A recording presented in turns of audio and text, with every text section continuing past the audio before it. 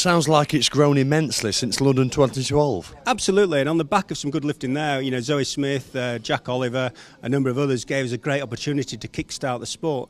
But as I keep saying, we are at the start of a journey. We've got to unite, we've got to move forward. We've a long, long way to go. I think for a long time, weightlifting's been kind of a hidden secret, a best-kept secret. But actually, we've got to be proud of what we can offer, and to see the communities or the country as a whole be a bit fitter, a bit stronger, a bit healthier on the back of lifting free weights is really encouraging. What are your aims? What do you want to achieve? I'd love to see a British or English, Welsh, Scottish, Northern Ireland lifter actually do really well on the world stage. We're there to give our athletes every opportunity. Our athletes are our biggest assets. The sport's about the athletes. So if we can get them to perform well on the international stage, that's going to be most encouraging. And really, I'm not going to rest until we can pick up a medal. The aim really is to pick up a medal in Tokyo in 2020. I'll be hopeful we might be able to do it before at Rio.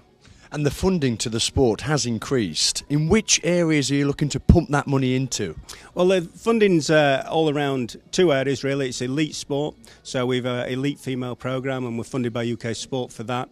And all of a sudden now we've got a much better foundation, we have a much better support team to give our lifters the best opportunity to perform at the maximum. And on the second part, Sport England kind of fund the participation side and the growth and development of the sport. So moving forward, that's obviously a key area. We need to grow our participating levels. Although we're ahead of target, I'm not satisfied that we're only touching 108,000 people. I think we're scratching the surface. 7 million people go to a gym every week. There's lots of people out there that have an interest in weights. There is perhaps, in some quarters, still a perception that only large people take part in this sport. Do you think that's still the case? And if so, how can you get rid of that? Absolutely, and it's a perception we have to change, and we're trying to work on that. We're trying to promote the sport in a much more positive way. Again, you look at our female lifters in particular. Zoe Smith is a European senior bronze medalist, Commonwealth gold medalist, 5'2", 58 kilograms. They're not big women, yet she lifts the equivalent of 19 stone. And that's a pretty big second-row rugby player as an example. So, actually our lifters, you walk past them in the street, you wouldn't expect them to be weightlifters. This is a scenario where actually everybody can lift, whatever size you are. You can find a level, and actually what it does is just tones up the body. It makes you a bit fitter, a bit stronger, a bit healthier. So a lot to offer the general community as well as those people that have ambitions to be Olympic lifters. Stuart, thanks for catching up with us. What does your role entail in British weightlifting? Well, it's quite a large role. Sort of look after events like this on the competition side of things, as well as looking at the development of the sport throughout the country in line with Sport England's whole sport plan. And I also look at the coach education programmes, and we've just developed our level 1 and level 2 coaching qualifications and are rolling those around the country now. What are your primary targets? Primary targets is to increase participation in the sport.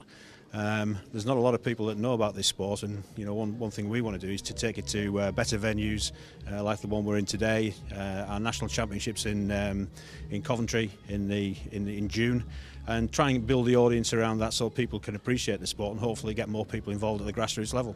How do you plan to promote this sport even more? Well, it's just really lifting the profile of events. For quite a while now we've been in sports halls, and our major championships have been in those places. We're looking to put them into arenas where people can actually come and enjoy the sport as an event rather than just for the people who participate in it.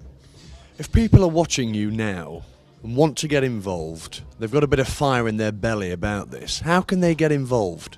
Well, it's really, there's a lot of clubs around the country which are the bedrock of the sport, and we can find out where they are by going to our website, britishweightlifting.org, and just put your postcode in. It'll tell you where your nearest club is and where you can get information about the sport. So that's probably the best place to go.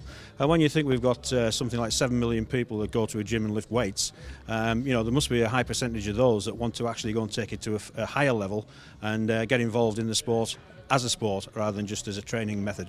And for you personally, Stuart, why are you so passionate about this sport? Well, I didn't know anything about this sport. I knew the sport existed, but I got involved 15 months ago.